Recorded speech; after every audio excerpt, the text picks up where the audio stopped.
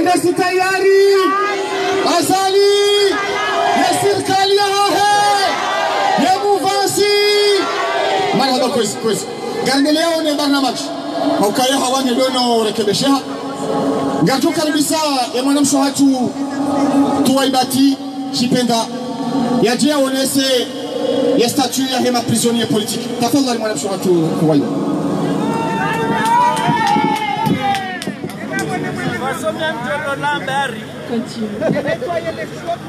Bismillahirrahmanirrahim.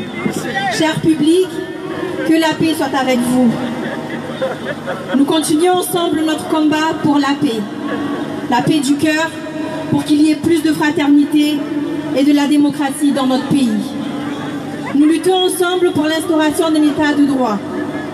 L'état de droit implique la prééminence du droit sur la politique et non le contraire.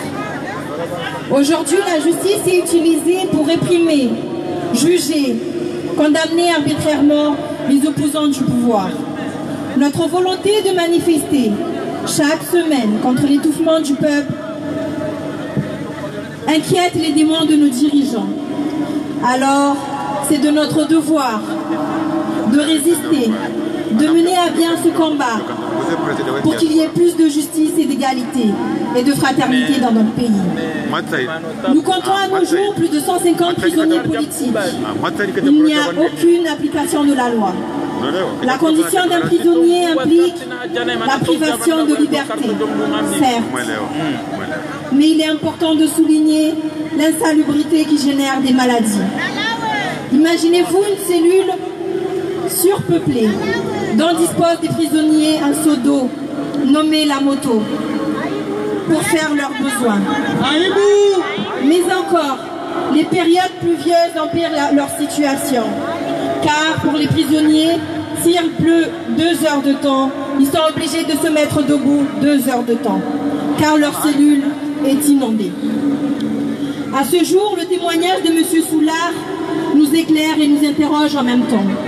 Dans son témoignage concernant la main coupée du gendarme, M. Soulard expose les filles qu'il a été retenu avec d'autres amis pour semer, pour ne pas dire recruter, pour déstabiliser la paix dans notre pays. Arrêté, tabassé, jugé et condamné étant l'auteur de cet acte barbare. Il croise le vrai auteur de cet acte barbare et témoigne. Il dit à qui veut l'entendre dans le cellule où il se trouvait avec d'autres détenus. Un jour, pendant que le capitaine Faisal, Moutu et Salim Nasser se font exécuter dans des circonstances complexes, M. Soulard se retrouve mis à l'abri et envoyé à Mayotte. Au nom de quoi il a été mis à l'abri? Pourquoi lui? Cela reste le mystère, avec son dévouement de son mouvement Nazico. Il est important que le peuple comorien s'interroge et comprenne les priorités de nos dirigeants actuels. Il est temps que le peuple prenne son courage à deux mains pour arracher leur liberté.